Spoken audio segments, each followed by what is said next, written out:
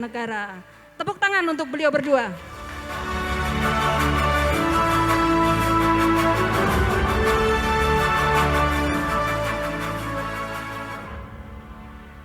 Alhamdulillah kita akan mulai acara talk show hari ini. Ini ada Pak Agung dan Bu Tami. Terima kasih kehadirannya. Kita akan bincang-bincang santai. Nggih, Mas dan Mbak. Ya, jadi nanti kalau ada pertanyaan kita buka seluas-luasnya. Nah, untuk materi yang pertama, perbincangan yang pertama, kita akan ngobrol dulu dengan Pak Agung. Nggih, selaku Ketua FKHR Kabupaten Banjarnegara dan manajer PT Pasi nggih, di Banjarnegara. Nah, sebenarnya apa yang perlu disampaikan pertama kali oleh seorang HRD? Pertanyaannya masih umum, Pak. Monggo, Pak Agung. Selamat pagi, Assalamualaikum warahmatullahi wabarakatuh. Salam sejahtera untuk kita semua. Yang pakai baju hijau-hijau dari mana, Mbak? SMK 1. Oh, Cokro Aminoto 1. Ibu-ibu engkang segar-segar sekali, cantik-cantik dari mana, Ibu? SMK 1 Cokro. Sama ibu gurunya cantik-cantik ya, Mbak. Ya, pakai agemannya batik. Dan suka ngerawuh Ibu. Yang di belakang dari mana, Mas? Masih. Halo. Dari izin berdiri, Ibu ya? Mas dari? Ya, panjenengan itu dari mana? Dari Banjarnegara. Oke, terima kasih. Sugeng Injang, selamat pagi kepada hadirin semua. Perkenalkan saya Agung Wicaksono.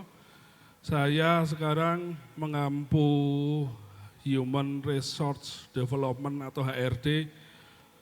Luwih gampangnya wong awam personalia.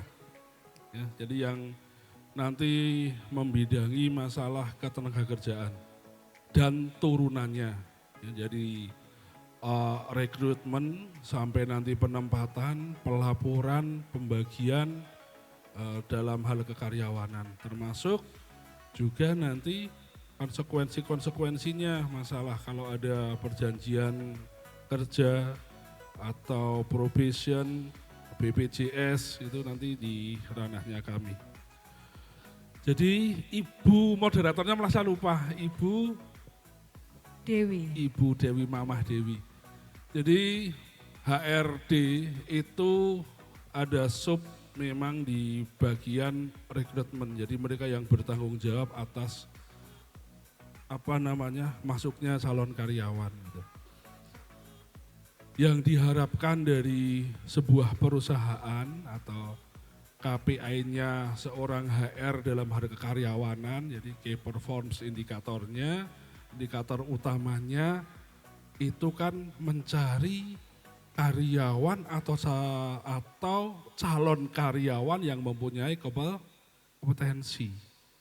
Diharapkan kalau karyawannya itu punya kompetensi, nanti juga dalam etos kerjanya, dalam bekerjanya itu lebih efektif dan lebih efisien. Kan seperti itu. Kalau menerima karyawannya asal-asalan, sedangkan HRD-nya dituntut untuk mencapai hasil yang semaksimal mungkin, kan dibutuhkan spesifikasi atau kualifikasi. Jadi sebenarnya di era digital atau di era industri 4.0 gitu, Gen Z itu berperan penting. Karena apa? Di industri 4.0 itu diharapkan semua sudah Internet of Things atau Thing of Internet, sudah artificial intelligence. Jadi semuanya sudah serba mesin. Kita berhubungannya dengan mesin, bekerjanya dengan mesin. Jadi kerjasama dengan manusianya di era 4.0 itu sudah lebih terbatas, kan seperti itu. Jadi Anda, mbak-mbak semua ini harus lebih mengasah memang yang berhubungan dengan sesuatu yang berhubungan sudah dengan teknologi. Lah terus gimana Pak Agung dengan usaha padat karya? Garmen itu padat karya. Saya kemarin dipanggil oleh Dirjen Industri Kulit dan Tekstil Kementerian Perindustrian. Beliaunya bertanya pada saya, Pak Direktur, gitu, waktu audiensi gitu, siap tidak perusahaan Bapak untuk menerima industri 4.0 gitu. Pak Agung, karena harus punya kemampuan digital seperti itu, Inje. nah ini bagaimana ini para pencari kerja untuk membangun strategi agar mudah diterima dalam pekerjaan? Oke. Paling Inje. enggak dilirik HRD Pak, Inje, gimana inje, ini? inje. Jadi seperti tadi saya sampaikan gitu, prinsipnya panjenengan itu harus punya skill. Ya. Jadi kalau Anda masuk di sebuah perusahaan atau Anda masuk di sebuah perusahaan pekerjaan yang backgroundnya itu tidak ada korelasinya dengan pendidikan Anda, kursus. Sekarang saya lihat dari perusahaan kami aja, ada 10 salon tenaga kerja atau 10 pelamar. Di dunia garment yang dibutuhkan memang skill menjahit dan turunannya. Jadi utamanya harus bisa paling tidak teknik dasar menjahit. Yang mendaftar orang anak jurusan TKJ, yang mendaftar anak jurusan mesin itu yang sepeda motor apa itu namanya. Ini salah satu hambatan Gen Z, Nah Pak. itu termasuk salah satu hambatan dari dunia kerja karena di tempat kami hampir 90% pelamar itu tidak ada korelasinya sama sekali di garmen karena di Banjarnegara baru satu garmen memang yang skalanya masif. Berarti ini antara idealita dengan realita ini sangat berbeda. Sangat berbeda. Lah disinilah peran untuk kalian lebih mengasah keterampilan. Mungkin ada tips atau cara mengatasinya Pak Agung? Jadi kami selama memang yang bersangkutan, ini khusus di perusahaan kami, kita adakan training.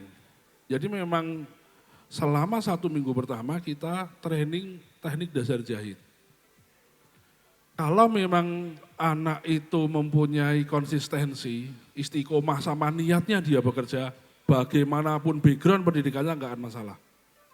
Ini tadi ada salah penulisan, saya bukan sarjana psikologi Bu, tadi di CV SPSI saya ekonomi, basicnya akuntansi. Ya. Jadi Sarjana ekonomi ya Pak ya? buktinya dene HRD ini sarjana ekonomi. Padahal biasanya lumrahnya HRD kudu psikologi. HRD kudu hukum, tidak. Background pendidikan saya tidak ada sama sekali korelasinya dengan human resource. Tapi kenapa bisa? Karena saya ikut seminar, ikut kursus, experience, pengalaman itu yang akan membentuk nanti. Jadi sering-seringlah jadilah orang bodoh. Jadi kalian harus sering belajar. Saya pertama kali dulu lulus sekolah, kuliah, berhubungannya dengan manusia Ibu. Walaupun jurusan saya berhubungan dengan data. Akuntansi ini ngitung duit yang nyangkal duitnya. Tapi begitu aplikasi di dunia kerja, saya waktu di bank pertama, di customer service, hubungannya sama manusia. Pak Agung, berarti ini tidak boleh khawatir ya bagi para pencari kerja yang jurusannya berbeda, sarjananya berbeda, bisa untuk usaha yang lain. Mantap. Ya, kalau kalian sudah percaya diri dulu, insya Allah nanti pekerjaan akan gampang. Tapi kalau kalian sudah merasa underestimate, wah ora iso jahit kok kon jahit ya, ora iso nganu kok kan belum dilakoni sudah seperti itu, enggak mungkin bisa. Mantap, setelah mantap diasah skill keterampilannya, dieksplor kemampuannya. Jadi bisa ditunjukkan nanti sesuatu yang ada itu mesti bisa dilakukan. Karena kita bisa belajar. Orang sahabat Pak Agung, berarti lebih ke kemauan yang kuat untuk bekerja gitu. Okay. Jadi masalah pendidikan itu sebenarnya nanti gitu atau gimana? Kalau saya sih sebenarnya asalkan memang kita sudah punya niat dulu akan pekerjaan kita, insya Allah nanti akan mengikuti. Karena sekali lagi yang tadi saya sampaikan itu, background pendidikan ternyata tidak mempengaruhi kok. Anak lulusan banyak sekali ditemukan rekan-rekan HR mungkin. Anak jurusan ekonomi atau anak akuntansi SMK gitu, anak SMK akuntansi itu sekarang tidak kalah pinternya dengan anak lulusan akuntansi D3. Karena menurut saya, pelajaran saya yang saya dapatkan dulu itu ternyata di SMK sudah diberikan sekarang. Ilmu pengantar ekonomi 1 itu saya baca, AK1, akuntansi 1 sama pengantar akuntansi 1 itu dulu diberikan di semester 1 saya, 3 SKS. Sekarang kok itu diberikan di kelas 2 SMK Ibu. Sekarang anaknya pinter-pinter Gen Z ini. Cuma pada males-males. Inginnya nyambut gawe ngode yang kepenak. Dari apa yang tadi disampaikan, berarti kita mengerucut ke detail apa-apa yang perlu dipersiapkan oleh para pencari kerja ini. Tadi yang pertama kan harus punya keinginan yang kuat, kemudian menguasai digitalisasi. Berikutnya apa barangkali Pak Agung? Ini ada beberapa tips sebenarnya yang ini sharing dari saya. Saya mendadak makalah atau tadi malam baru bikin jam 8:30 malam. Terus ngalor ngidul, akhirnya ya bisa saya susun. Jadi untuk para adik-adik atau calon pelamar kerja semua, ini kelas berapa? Kelas 3 ya? Kelas berapa adik-adik? Oh kelas 2, 1 tahun lagi Anda akan merasakan susahnya cari duit. Itu. Benar Pak. Jadi untuk calon tenaga kerja, jadi persiapkan diri dengan baik. Maksudnya kalau Anda akan melamar di sebuah perusahaan, risetlah perusahaan itu. Harus dilakukan riset dulu. Okay. Perusahaan itu bergerak di bidang apa, jangan sampai Anda nanti salah kamar. Anda masuk, melu-melu kancane, kayak perusahaan anak bukaan lowongan kerja, melu-melu rana, orang ngerti perusahaan ini perusahaan di bidang apa, itu banyak terjadi. Tapi jadi, Pak Agung, sering banyak itu maunya mudah. Udah tinggal duduk manis dapat pekerjaan udah, tanpa mau melakukan riset itu. Lah itulah kesalahan anak zaman sekarang. Jadi seumpama ada calon pelamar, itu yang menjadi HRD-nya sekarang malah calon tenaga kerjanya Bu. Oh gitu. Seumpama ada di sebuah brosur, itu menyantumkan kontak person HRD. Itu nanti yang tanya bukan HRD-nya tapi malah calon tenaga kerjanya yang seakan jadi HRD. Malam-malam saya pernah itu, sampai sekarang makanya saya blok itu nomor saya enggak saya share. Tadi saya pakai email pribadi sama telepon kantor. Jam 9:30 malam, ping gitu. Tak jarke itu tak diambil jam 9:30 malam. Istri saya tanya malah itu, sopo kok jam semono gitu. WA lagi, butuh loker. Iki setan ngendi sing WA gitu kan. Sudah saya biarkan tuh saya biarkan. Malam terus tanya, masih butuh loker gitu. Tanpa menyebutkan jati diri. Pagi saya balas itu jam 7:30, maaf dari siapa itu. Ini berarti masalah attitude ya Pak? Nggih. Etika, ya. Itu begitu tanya sudah tanya ini dapat informasi dari sini gitu. Habis itu malah saya yang jadi seorang kayak orang jadi karyawannya gitu. Pertanyaannya melebihi pertanyaan HRD itu, gajinya berapa, ada mes apa tidak, jam lemburnya jam berapa, terus hitungan lemburnya bagaimana, kalau tidak lembur boleh apa tidak. Berarti Pak Agung, hal seperti ini sebaiknya jangan langsung ditanyakan oleh pencaker ke HRD-nya.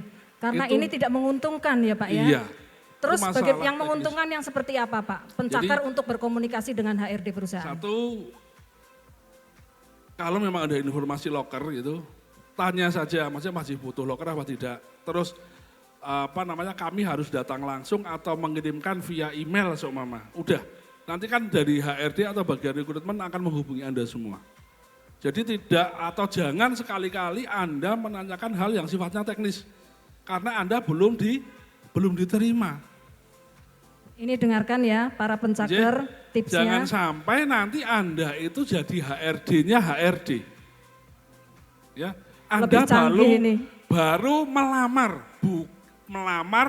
dan belum diterima. Jadi pertanyaannya jangan pertanyaan teknis. Catat ini ya adik-adik Mas Mbak. Tanya ke HRD gajinya berapa, lemburnya bagaimana, jam kerjanya ini, ada mes apa tidak. Sepatunya harus warna apa lah, itu kan orang diterima itu aja belum ya Pak diterima ya. Jadi pikirannya apalagi ini diterima. Aduh. Jadi attitude-nya dijaga. Kedua, setelah mempersiapkan diri riset perusahaannya, harus tahu perusahaannya di bidang apa biar Anda juga bisa mengasah skill di situ. Yang kedua, perbaharui CV dan lamaran. Gunakan CV dan lamaran Anda yang terbaru. Pernah saya juga mau daftar di tempat kami kepada HRD-nya PT Veronik. Ini Veronik ada enggak? Veronik enggak? Oh, enggak ada. Izin tidak Kepada ikut yang ini. terhormat HRD PT Veronik. Padahal ngelamarnya di tempat kami. Itu langsung saya singkirkan. Jadi sekali lagi untuk CV, lamaran, usahakan yang terbaru dan harus yang terbaru, foto. Yang terbaru ini Pak Agung orang ngelamar kerja, berarti fotonya foto tahun kepungkur waktu belum punya anak masih langsing itu. Nah sekarang sudah punya Foto anak. KTP-nya belum berubah ya Pak? Masih muda terus. Ya. Jadi update CV dan lamaran. Dan di dalam CV itu kasih personal branding yang kuat. Personal branding itu tunjukkan kemampuan kamu, tuliskan di CV itu. Tapi jangan bertele-tele. CV ini semampunya, yang penting bisa menyampaikan kamu itu siapa. Jangan bertele-tele kalau bikin kurikulum vitae. Membangun personal branding. Bangun personal branding yang kuat. Jadi saya Agung Wicaksono mampu bekerja dengan tim, mempunyai dedikasi yang tinggi, sehat, bla bla bla, tunjukkan kamu siapa. Jadi personal brandingnya harus kuat. Dan jangan bertele-tele Bu. Oh gitu. Itu ya itulah kasus. Jadi di kurikulum vitae mencantumkan hobi. Korelasinya enggak ada itu. Hobi memancing, hobi sepak bola. Sebenarnya enggak ada korelasinya itu. Makanan kesukaan ada pernah, cewek. Berkaitan Saking dengan makan hobi ini pedes. Pak, Nun Sewu, berkaitan dengan hobi. Tapi ada beberapa perusahaan yang suruh menyantumkan hobi. Ya. Saya tanya, kenapa Pak? Karena kalau dia hobinya olahraga, kemungkinan anak ini gesit ini. Ya. Itu masih ada hubungannya enggak Pak? Itu sih sebenarnya tergantung posisi kerja yang Oh dilamar. posisi jabatan yang dilamar. Ya memang ada beberapa HR itu yang hobi itu kan melihat karakteristik orang sebenarnya. Jadi mancing, wongnya sabar seumpama. Sing seneng futsal, seneng tantangan. Tapi kan dalam untuk akademis belum ada studi komparasi yang seperti tadi saya sampaikan. Itu cuma bahan pertimbangan sebenarnya. Ya. Jadi satu tadi persiapkan diri dengan baik akan perusahaan yang dituju Ibu, Mama. Okay. Perbaharui CV dan lamaran yang baru, di CV tonjolkan personal brandingnya Anda. Yang kedua itu manfaatkan jaringan. Jadi jaringannya Mas Mbak semua ada info loker dimanapun punya koneksi, manfaatkan koneksi itu. Untuk membangun jaringan. Membangun jaringan itu perlu. Info nih masih atau P-info gitu. Jadi kalian nanti punya beberapa pilihan kalau ingin mendaftar di tempat kerja. Yang berikutnya persiapkan diri saat wawancara dengan sebaik mungkin. Gimana jadi wawancara itu termasuk akhir dari tes untuk masuk ke perusahaan. Jadi wawancara itu salah satu penilaian yang paling menonjol sebenarnya. 60% orang diterima atau tidak itu dari hasil tes wawancara. Karena itu bukan personal. tertulis ya Pak ya, jadi wawancara itu yang menentukan. Iya, menentukan nanti 60% dari wawancara. Karena wawancara itu kita akan tahu personal. Personality dari seseorang itu akan dilihat dari saat dia wawancara dan menyampaikan secara lisan soalnya gitu. Nih Mbak-mbak dan Mas dari HRD, jadi kalau wawancara harus siap siap mental, berpakaian rapi ya Pak? Siap, nggih. Apalagi Pak tipsnya? Jadi waktu wawancara itu ada beberapa tips sebenarnya. Jadi cari tahu seperti yang tadi saya sampaikan, cari tahu perusahaannya. Yang kedua pahami job desk atau lamaran yang akan Anda tuju. Jangan sampai mendaftar di perusahaan A, ditakoni perusahaan A itu bergerak bidang apa? Gawe getuk Sokaraja gitu. Nah perusahaannya apa sih, industri apa? Bikin makanan, nah ternyata industri tekstil itu kan beda jauh. Jadi pahami. Yang kedua, persiapkan jawaban, datang dengan on time, berpakaian rapi. Karena first impression HRD itu dilihat dari cara dia berpakaian. Ganteng, orang ganteng, orang dipikir, ya ganteng, cantik, itu nilai lebih. Okay. Tapi first impression kamu pertama kali ketemu HRD, bikin yang sebaik mungkin. Kesan pertama itu akan sangat menentukan. Walaupun sebenarnya harusnya objektif, Bu. Objektif ya. Tapi kesan pertama itu, first impression ketemu sama karyawan, itu akan mempengaruhi sekali dalam HRD menentukan diterima atau tidaknya. Jadi begitu pertama kali ketemu sama HRD, sing wangi, sing rajin, sing rapi, tunjukkan kalau kamu itu nanti bisa gitu. Tunjukkan pesonamu ya Pak ya. Iya Ibu, Ya, mempersiapkan mangkat diri. ketemu HRD sandal jepit, Aduh. urung adus, lambine urung disetrika. HRD-nya lihat jasa sudahlah kon bali wae ngarit. Gitu. Matanya kuyu Pak, Alah, kurang tidur. nggih pun, Ibu. Ya, aduh. Jadi jangan sampai Anda masuk ke sebuah perusahaan ketemu HRD dengan sikap yang seperti yang disampaikan gitu. Oke. Ada lagi Pak? Sebenarnya masih banyak ini Bu. Iya, Nanti mungkin waktu tanya untuk jawab pengantar aja mungkin. Ini pengantar dari HRD Bapak Agung. Jadi intinya bagaimana beliau itu mengemukakan strategi dilirik oleh HRD ya.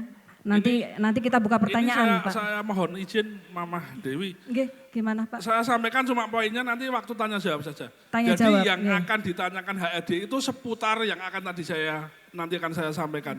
Nah, ajeng dicatat monggo. Hampir 90% HR itu tanya yang akan saya sampaikan ini. Ya. Jadi begitu Anda ketemu sama HRD mesti akan mempersilahkan Anda untuk memperkenalkan diri Anda. Ya paling nanti kita bisa berkembang di Jadi begitu ketemu HRD, nanti HRD takkan silakan Ditanya perkenalkan jawab, diri Anda. Itu HRD akan mulai menilai dari situ. Siapa Anda, dari mana Anda, latar belakang Anda. Jadi gunakan itu dengan sebaik mungkin. Terus yang kedua nanti akan tanya, perusahaan ini bergerak di bidang apa? Makanya tadi saya bilang riset dulu perusahaan yang akan Anda masuki. Jangan sampai Anda ini ada 20 stan, nggak tahu bergerak di bidang atau industri apa. Ya, jadi riset dulu, oh ini PT Adira Finance bergerak di bidang apa, kalian harus tahu dulu. PT Genta Bumi Sela Pawis itu bergerak di bidang industri apa, Anda harus tahu dulu. Ya. Kedua, ketiganya, kenapa Anda tertarik melamar di perusahaan itu? Itu mesti akan tanya HRD. Kok melebur ini Arab apa? Kok melebur ini tertarik merga apa? Harus tahu tujuannya Harus ya Pak tahu. ya. Iya.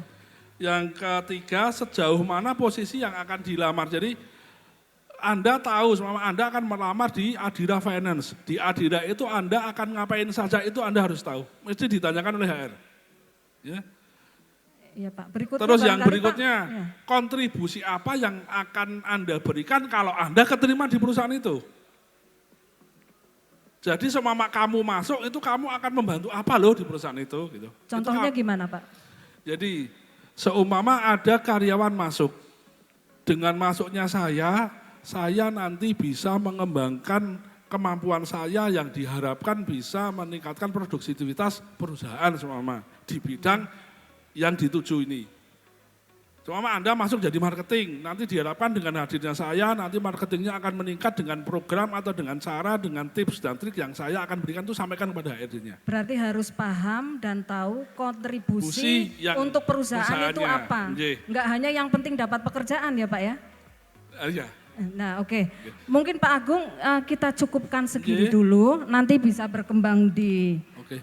tanya jawab. Siap. Karena waktu jualah yang membatasi kita.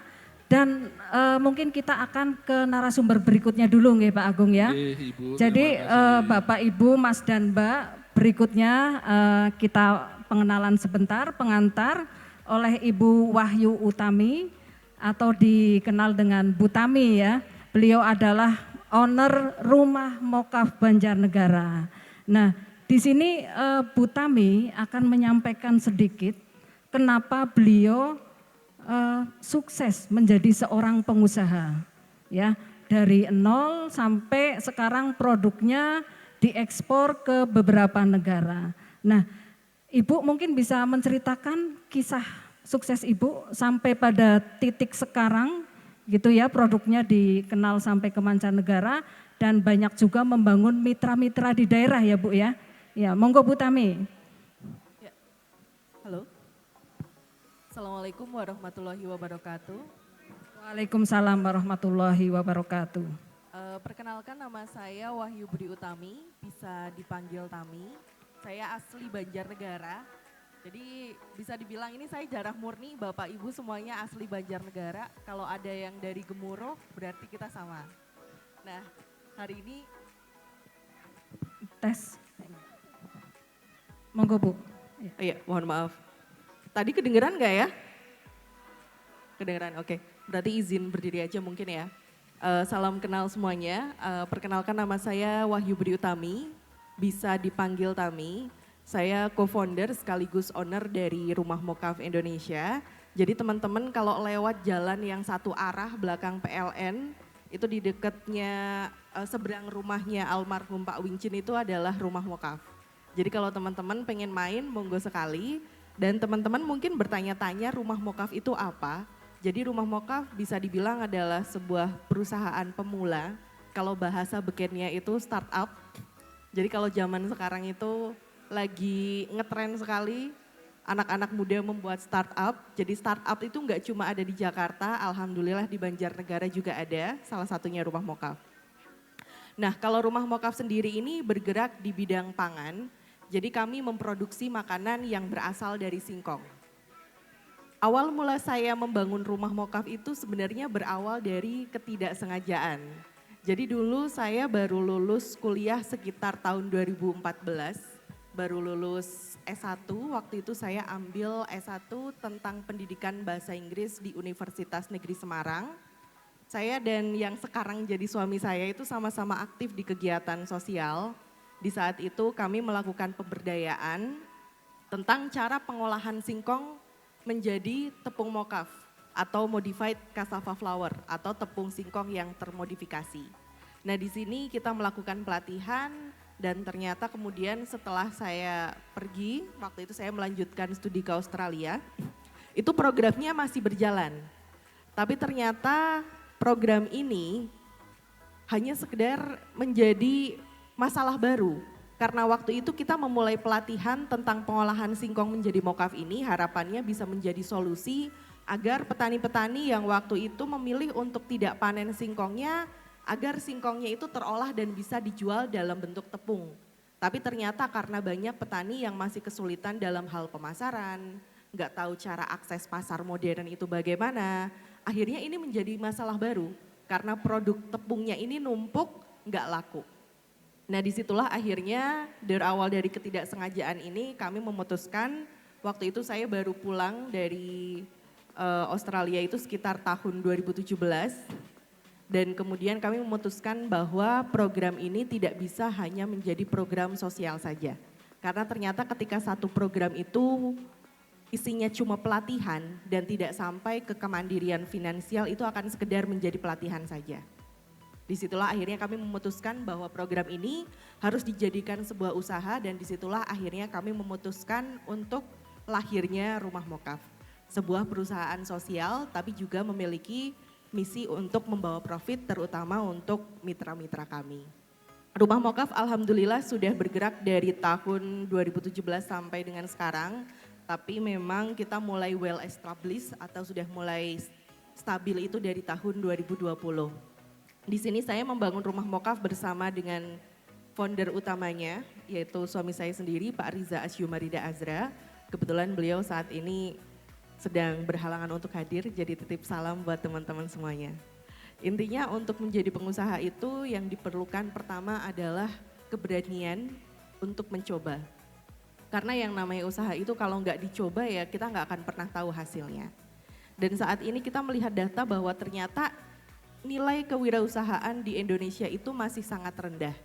Jadi kalau di Singapura itu jumlah pengusahanya itu rasio dibanding dari rasio penduduknya itu sekitar 8%.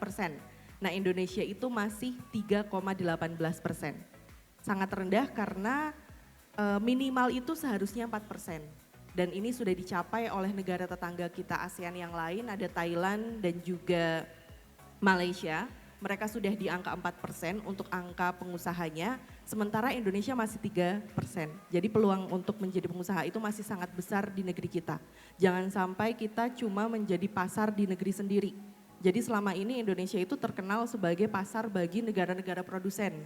kayak produk-produk susu dari Australia atau dari mana itu pada masuk ke Indonesia. Bahkan dulu ketika saya ikut program short course atau kursus singkat dari pemerintah Australia itu, dosennya pernah bilang bahwa kamu ngapain repot-repot mau ekspor kayak gitu. Seriusin dulu aja pasar di dalam negeri. Kenapa? Karena Indonesia itu penduduk menengahnya konsumtif, itu yang pertama. Kemudian kelas menengahnya juga masih bertumbuh. Jadi ini adalah pasar yang sangat besar.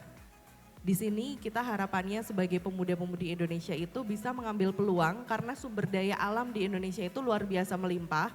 Bahkan kami yang menyeriusi satu komoditas yang seringkali dianggap sebelah mata yaitu singkong, alhamdulillah bisa mengenalkan singkong yang dari Banjarnegara ke mancanegara. Jadi apapun apabila diseriusi insya Allah akan bisa membawa dampak yang baik untuk kita semua. Mungkin pembukaan dari saya seperti itu dulu, untuk selanjutnya bisa kita lanjutkan dalam sesi tanya jawab. Terima kasih. Terima kasih Bu Tami. Kita beri aplaus untuk kedua narasumber kita pada siang hari ini.